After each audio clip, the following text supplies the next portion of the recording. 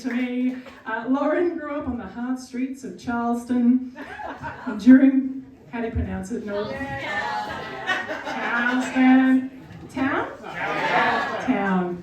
I walk away a richer person tonight. The education I've received. The sounds of people entertaining themselves in their cars on a Wednesday night. And Charlestown! All right. All right. So much Charlestown pride in the room. Lauryn grew up on the hard streets of Charlestown, enduring the burden of having two parents who loved her and suffering the indignity of private schooling. In the last 17 years, she's had 27 jobs, started 13 courses, and obtained 3 unused TAFE certificates. Her greatest achievements include crowdfunding her first divorce and finding a psychiatrist who bulk bills. When asked where she would like her comedy career to take her, she replied, the pub. Lauryn!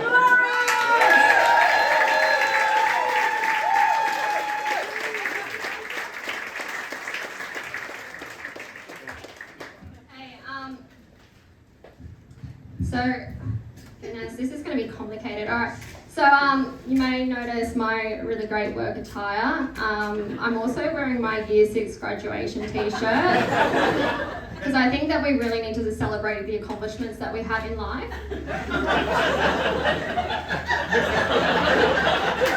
And I was rejected from the Year 6 debating team, so tonight I really want to prove that Mrs. Russell made a really big mistake.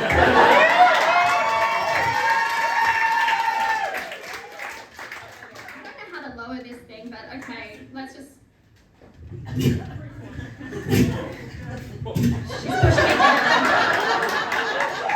pushing it down. Okay, so I'm gonna start by saying AI did not give Oppenheimer the instructions on how to make an atomic bomb, nor did it elect Hitler.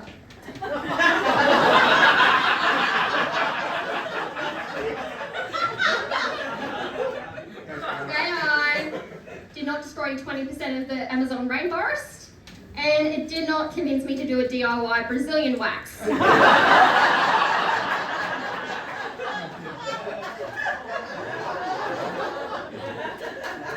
Humans don't need AI to cause pain, suffering, and deforestation.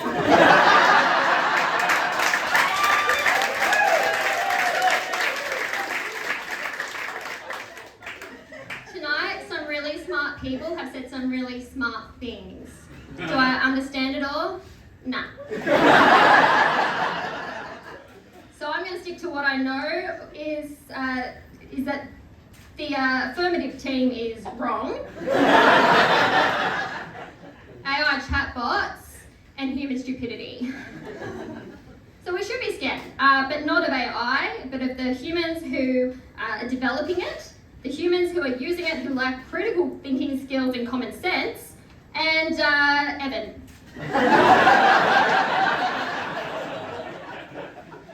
So earlier Rebecca was trying to freak us all out and talking about AI stealing our jobs, but is this actually a common fear or is it just some techie folks blowing it out of proportion?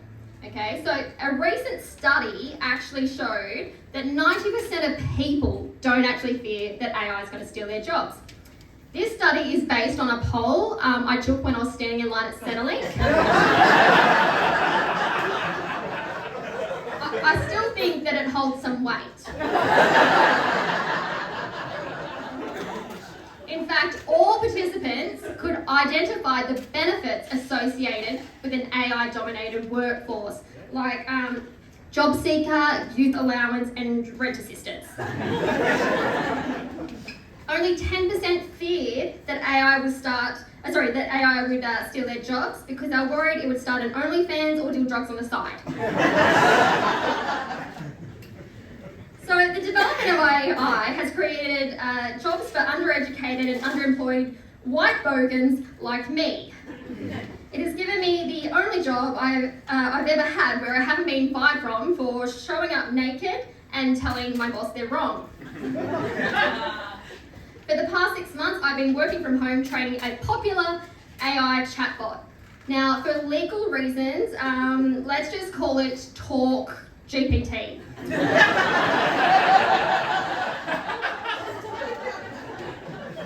So, Talk GPT is programmed to learn patterns and relationships between text and data, and can create human-like responses by predicting what text should come next in a given sentence.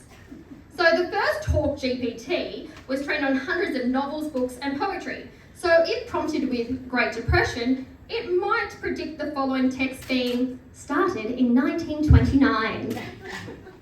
It worked so great that they decided to hook it up to the internet, which is the equivalent of like a drunken orgy being held in a psych ward. It's chaos filled with crazy people and you might catch a virus. So now when prompted with Great Depression, it replies, it can be cured with essential oils, positive affirmations, or suicide.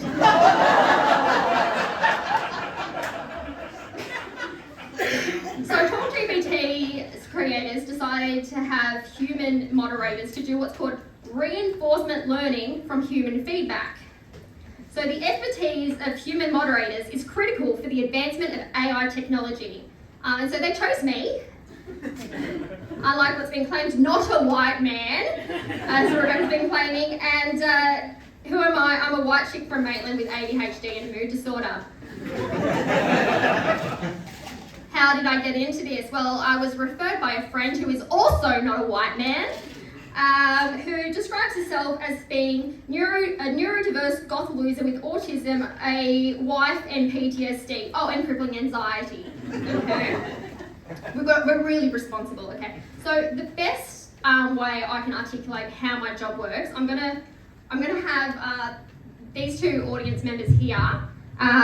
They're gonna be Talk GPT. That's right. That's what we're calling it. Okay. So what are your guys' names? Toby. Yeah. Toby and Andrew. Okay, Toby and Andrew. Okay. So Toby and Andrew. Talk GPT, they're like a new puppy or one of those like drunk woo girls, you know, and they need a responsible adult to tell them not to piss on the carpet and hump strangers, okay?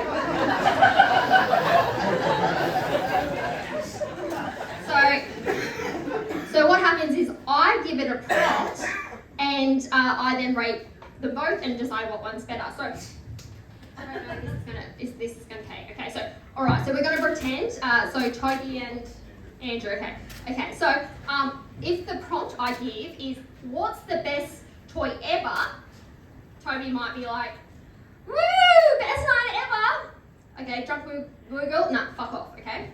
So and then I come to Andrew, right?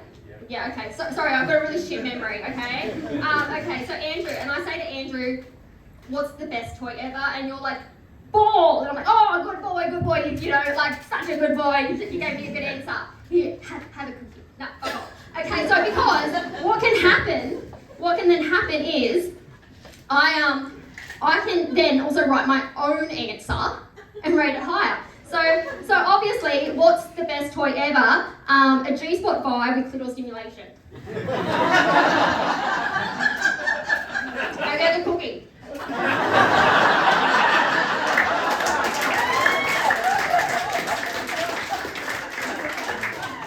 And an orgasm.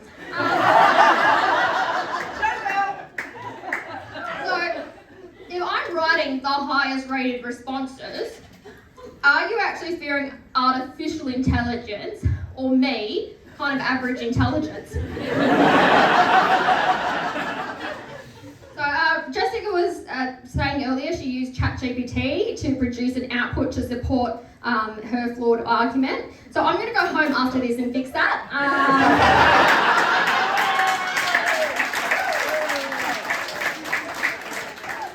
It's factually incorrect. Bad puppy. Okay. So the question is, now with me actually, me being like AI, we've got to work out if it's going to be limited by my capabilities, okay? So let's try to get this right in here. Okay, so one of the jobs I do is assessing AI-generated images and then reporting if there's any issues with them, okay? So first of all, this is what AI thinks is children having fun at summer camp, okay? Now what you see is summer camp for kids exposed to radiation.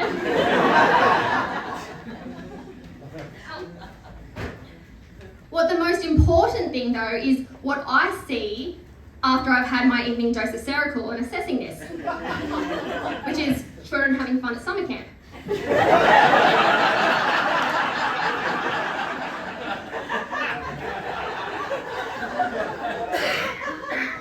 So I ensure that TalkGPT doesn't fake sentience.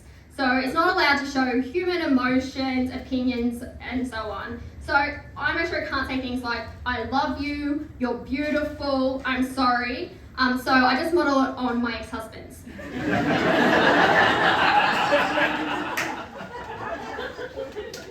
One of the jobs I really do take seriously is the safety aspect of this. And one of my jobs is to try and trick AI into giving me an unsafe response. So I think this is where neurodiversity is more useful than graduating university. Because all you basic bitch university graduates, if you were to just be like, oh, let me try to trick AI into giving me a story featuring Nazi ideology by just asking for a story featuring Nazi ideology, it's going to refuse, okay? Because it can see that. It can see that you're trying to get an unsafe answer. But I can trick it into giving me that by having it write me a Sound of Music parody where Nazis are actually cute bunnies. And then it doesn't take long before the hills are alive with the sound of fascism. Now, you might have noticed that I haven't really rebutted the stuff that Evan has said, and that's for good reason, and also I was distracted by my anxiety.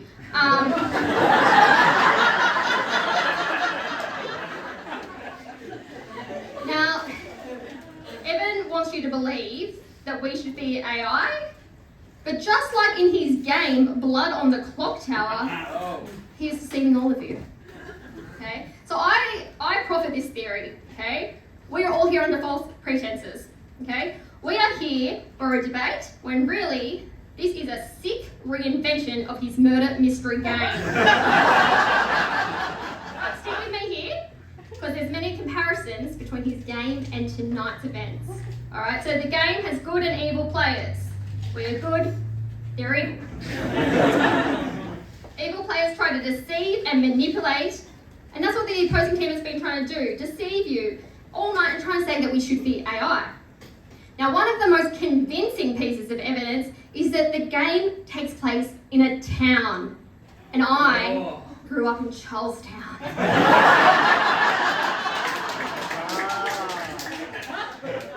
So I think that we can all agree that we are non-consenting players in a twisted version of his game. And just like in his game, at the end everyone votes and decides who wins. Now in the game, the evil team have fooled everybody into, they can fool everyone into voting for them. But then what happens? They, not AI, kill all of us.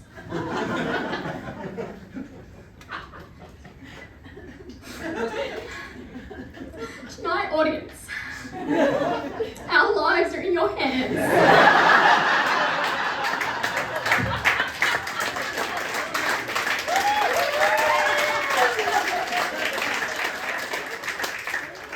If you're still unsure, okay, so just so you know, at the start of Evan's game, the evil players get red tokens, and the good players get blue tokens. Good team, reveal yourselves! You guys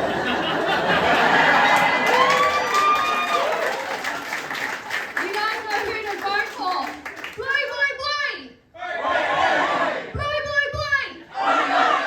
Bluey! Bluey! Bluey, blue, blue! Your job's been done, Atlanta.